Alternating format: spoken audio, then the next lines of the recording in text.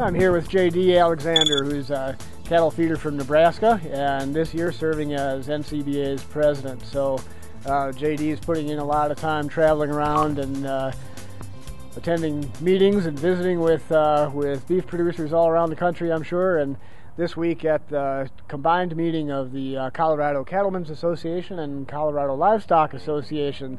And J.D., I wonder if you could just tell us a little bit first some of your background as a cattle feeder and your operation, and then maybe we'll talk a little bit about NCBA.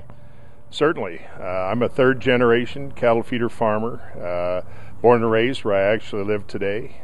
My son, very thankful, is back with our operation, so he'd be the fourth, and someday we're hoping that one of my grandchildren to take over the operation as well. But we're a family cattle feeding farming business. We have a 5,000 head feedlot, finishing feedlot.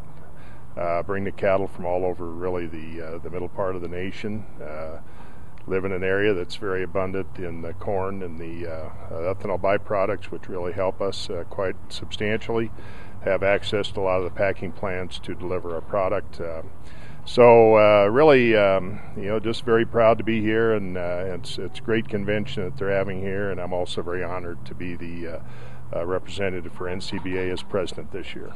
The number one thing I would say this year that we're looking at is the estate tax. If nothing is done by the end of this year, the estate tax reverts back to what it was quite a while ago, which is $1 million exemption, and then anything above and beyond that will be taxed at 55%.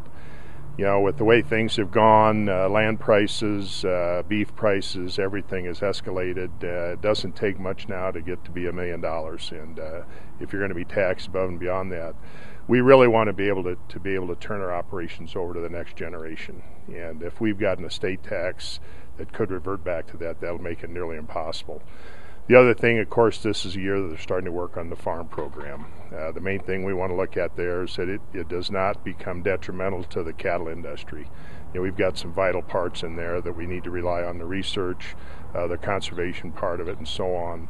We want to make sure that the livestock part is not put in jeopardy in anything of that goes. Always working with regulatory agencies. It seems like we've got more and more regulations these days. Kind of the adage, if you can't legislate, you regulate, and it seems like we've had to deal with a lot of these regarding the Department of Transportation, EPA, etc.